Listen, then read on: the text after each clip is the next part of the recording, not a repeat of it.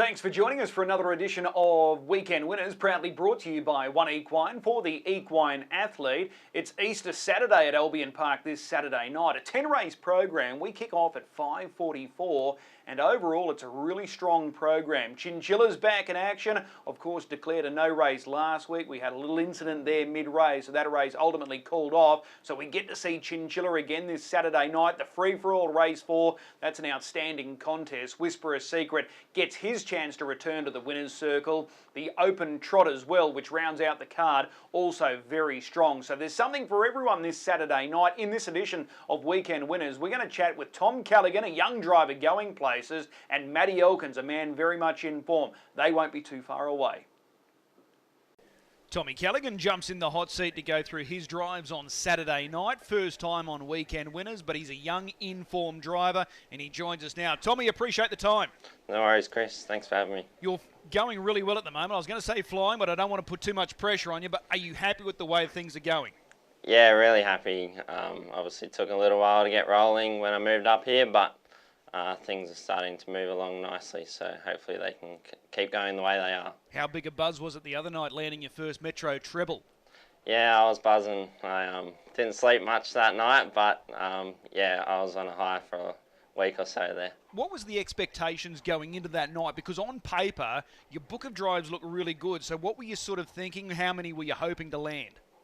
Yeah, I thought all the three that won were winning chances. I thought Deliro looked to be really hard to beat. Obviously drawn in front of Sure Thing Captain there, and the one query was probably Storm Tide over the 2100, but he ran that out really strongly. So yeah, it was a really good night. All right, well, let's hope there's more success headed your way this Saturday night, Easter Saturday. We start with Lochinvar Jag. We know this horse well. We've seen him here previously, and you know this guy well. Your dad prepares him, so what are the expectations here on the weekend?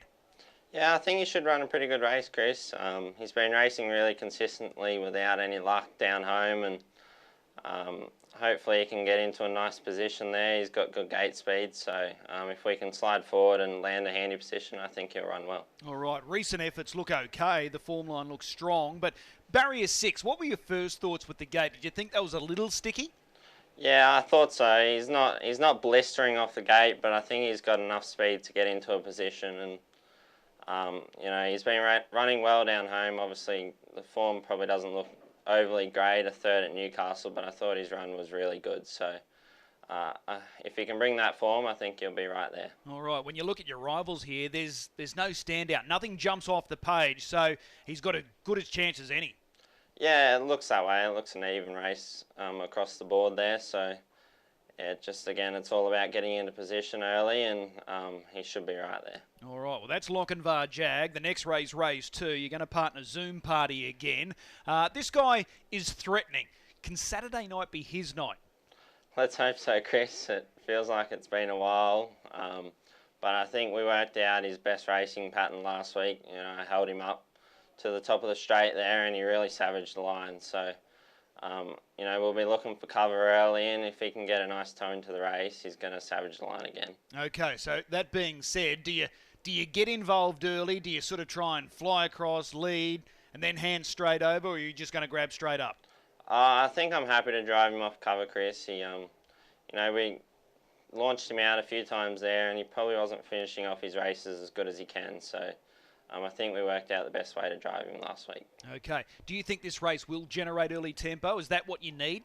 Yeah, it's definitely what I need, and even through the middle there, I hope there's some there, because you know, if they get home in a 28, they'll know he's right there.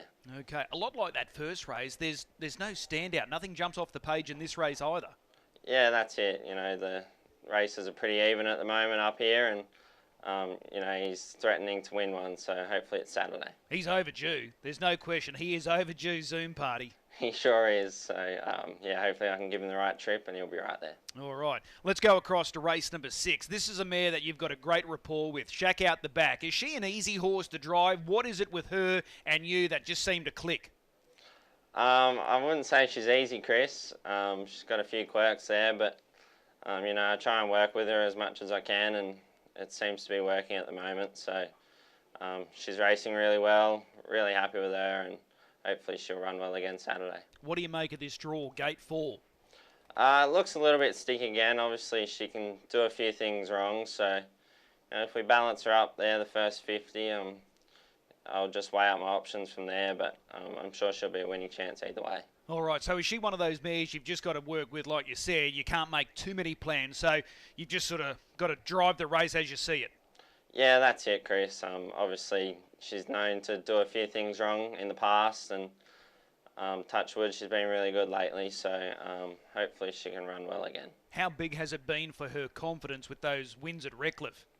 Yeah, she was thriving on those wins. She came here a couple of weeks in a row and dominated her rivals, and she did it really easily both times. So, she's thriving at home. You can tell she's full of confidence, so she'll run well again. All right. We touched on Delhi Row at the start, but just your thoughts here on race 7, because you drove him last time out, but there's no reason why he can't win again. Yeah, it looks that way, Chris. Obviously, it's a few quality ones in there that likes to turn it up and whatnot, but he's got a sticky draw, but he's racing really well, and I'm sure Pete will work out a good trip for him. Okay, what about race 9? This is the Mares Open. The Sun and the Moon, Mickey Magic. You're driving Mickey Magic. You've been the regular driver of the Sun and the Moon. Did you have any say there, or did Pete just say, I'm driving the Sun and the Moon? Nah, I looked at the fields this morning at about 9:30 and I was on Mickey Magic. So, there's not much between those mares. They'll both race really well, and I wouldn't swap and drive for anything. Okay. She is a high-quality mare, Mickey Magic, so you lose nothing here. But she'll be a good test for you because she looks like she can be a bit of a handful at times. Yeah, it's another one that looks to be a bit of a handful, but, we'll try and work with her a bit, and I'm sure she'll race really well. Can you beat Chinchilla? I can't say we'll beat her, but, we'll give her a run for her money. Okay, well, it's another good drive there for you on Saturday night, Mickey Magic. Which one are you most looking forward to? Really looking forward to getting behind Shack out the back again. She's racing really well, and I think she's found a nice race, so hopefully she can get the job done again. Okay, race 6, number 4, Shack out the back. Tommy, you're doing good things here in Queensland. Keep up the good work. We'll see you trackside. Thanks, Chris. Matty Elkins jumps in the hot seat, and he's going to go through his drives on Saturday night for us. Matty, appreciate the time. No worries, Chris. Pleasure as always. We start with Congo Line. This guy is absolutely flying. He's been placed his last 5. He's a last start winner. Can he go back-to-back? Yeah, look, it's a funny race to line up. It's a pretty even bunch, and, the way he's racing, and without a standout in the race, I can't see why not. Do you prefer him at the mile compared to Saturday night's trip of 2100? Yeah, I probably do have a preference to the mile. But in saying that, he generally draws good over the 21 and gets used a little bit early, and then he can rev up, and it's more of a fact that he just pulls a bit too hard at the 21 at times. Okay, so from barrier 4, how hard can you use him early to try and get a good spot? No, we won't be too aggressive at all.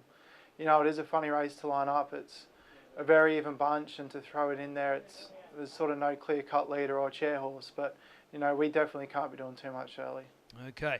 You look at that last start performance that we just saw there. Really good winning that race. Sectionally, he was unbelievably good. And the form out of that race is stacked up as well. Apollo Dreams has gone back-to-back there. So that form looks good. Yeah, it does. And, he's always been a fast horse, but I've always had a theory that he's better off fast tempo. The faster they go, the better he goes. And, it was a pretty controlled middle half there that night. And he picked up and reeled him off pretty quick in a slick last quarter. So, from what he normally does, it was a lot sharper. Tell me this then. He's got a PB of 51.5 at the mile. This race is 2100. But the way he's going right now, is he in the best form he's ever been in, Congo Line? Yeah, you must have heard some of our conversations. I think he's going every bit as good as he was that night. He picked up that 20k race in 51. So, he's ever so consistent, and it was good to see him win a race there last start. If you can pick out one as the main danger for this race on the weekend, is there one that springs to mind? Not really, it's a pretty even bunch, and the draws have probably made it even more even. I think probably the horse racing the best, but drawing bad's probably My Rocky Romance out in 7, but look, it's an even bunch, and any one of them could probably win it. Okay. Race 2, Lethal Louis. I'm fascinated by what you've got to say about this guy. We haven't seen the best of him yet, have we? No, he was pretty sharp that day. Narissa won on him, but, I've loved him ever since he come onto the property, and I was getting a little bit worried he was going to prove me wrong there for a bit, but, you know, he showed there when he found the front, when Narissa won on him, he's got plenty of ability, and when things go his way, he can sort of run pretty good times. Okay, we haven't seen him since his last start when he was 5th behind Jamaican Rock. Form out of that race has been really strong as well. But tell me this, when you went home that day from the races with Lethal Louis, did you go home disappointed? When was that, his last start? Yeah. Yeah, I think, so he's had the 4 runs here now, he's had 3 runs, he's been 3 fence, and he just sort of struggles a little bit in the field when the tempo changes. He sort of runs around a little bit, gets a bit wayward, and I don't think sitting on the fence is his go. You know, they've sort of run fast quarters to close out in those races he's been there, and he just gets found wanting a little bit when the change-up happens. I think he is sort of best out in front, or if we get him rolling down the back. So this isn't the worst draw then, because you've got a little bit of room to work with. Yeah, I think it's a very winnable race, and you know, I think we can drive to conditions. If the tempo's hot, we can sit back and wait, but you know, if they back off, we'll look to put him into it. How crucial is that hot tempo? Is that all you're asking for here? Yeah, I don't know if I want him to go fast and I wait, or I want him to back off and I launch him. But he's a winning chance though. Yeah, definitely. You know, Narissa and I both have a pretty good opinion of him, and we certainly haven't seen the best of him, and hopefully this is a step in the right direction with him again. All right, well, this is a quali, so hopefully he can go a bit deeper into the grades there. That's Lethal Louis. What about in race 3, Art Jester? He's always a threat in any race that he contests, and this race is going to be no different on Saturday night. Yeah, that's right, and you know, it's probably very similar to that first race, these 2 band 5s. You know, there's no standout horses, and again, the map looks tricky, and we've sort of got a tricky gate, but you know, he proved there the other night running second at Delhi Row, and I think his own last half might have been shade under 54, and it shows he probably doesn't use his ability every week, but you know, when he gets the right trip, he can sort of race any horse. Do you prefer him at the mile or 21? It doesn't bother me with him. Okay, so you've just got to give him a trip, and he can be a winning chance here. Yeah, I think the secret is as long as he can be held up for, you know, he'll sort of keep chasing all day. Okay, well, that's Art Jester in race number 3. Let's go across to race 7, Racing Time. He was enormous last time out. Did he even surprise you with how well he performed? No, his first up run, it was disappointing, but, you know, there was a little issue when he pulled up, and, you know, I thought he was a pretty strong and tough horse, and we got queried about our drives that night, and it sort of had us a little bit worried there next time, but, you know, what he did there last start, it's very hard to do, and not many can sort of run a half flat out 3 wide for a lap, so no, he was monstrous. Okay, so how does this race shake out on Saturday night? You've got Turn It Up to your inside, Delhi Row to your outside. Where do you want to be positioned? Yeah, it's a funny one. I think he is a free rolling type and loves sitting in the chair, although he sort of stopped there last time, but there was a little issue. But, you know, I think Turn It Up's made it clear he's holding the lead again at the moment, so if he holds top and sort of makes it interesting to see if Delhi Row goes forward or goes back, and you got Love Bite also that wants the chair often, so you know, we'll just have to try and be as handy as we can and suss out what's happening around us. Okay, do you think this race is going to generate good tempo, even tempo all the way? Yeah, you know, generally when Love Bite's in a race, although their last time they slowed down in the middle quarter, but you know, if he's in the chair or Delhi Row's in the chair, I think it will be genuinely run. Okay, in your opinion, Racing Time, will he make it to open class? Yeah, I think he can, to be honest. You know, on the back of that last run, he sort of kept giving all the way and done a lot of work, so I think in time he can become open class. All right, the more you look back at that replay, he was so impressive running second there. Your last drive on Saturday night, Lara Tiara, mare's open, you've got Chinchilla, the stablemate drawn out in 7. Can she run top 3, Lara Tiara?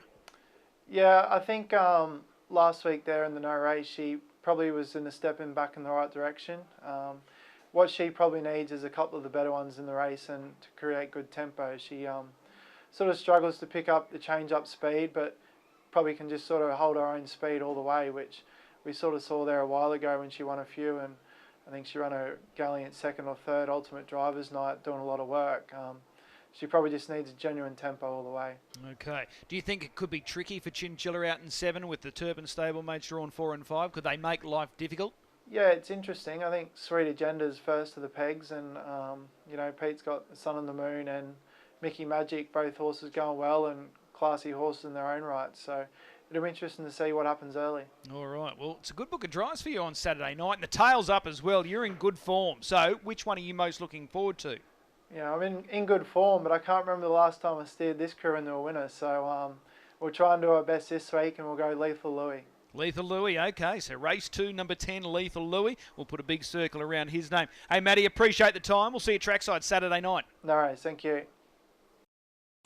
As always, a big thanks to our 2 drivers this week, young Tom Callaghan and Matty Elkins. We wish them all the very best of luck with their drives coming up on Saturday night. Time now for a good thing or two for this card of racing. As I said, 10 races, the best bet for mine. This is just a perfect setup, and they're betting black figures about this horse, Whisper a Secret. He's the only runner off the second road, drawn to follow out the likely leader in Cat's Eye Beach, and his last start effort was enormous, so marking him the best bet. Race 4, number 8, Whisper a Secret. It is Easter time. I'm feeling generous. I'm going to throw another one at you as well. A little bit more value. This guy was a real eye-catcher last week. Race 5, number 4, Aladdin. So maybe you can multi them up. Race 4, number 8, Whisper a Secret. Race 5, number 4, Aladdin. I think they're the 2 good gambles this Saturday night at Albion Park. We've got 10 races coming our way. 5:44 start time for the first. If you are gambling this weekend, please do so responsibly. We'll see you trackside.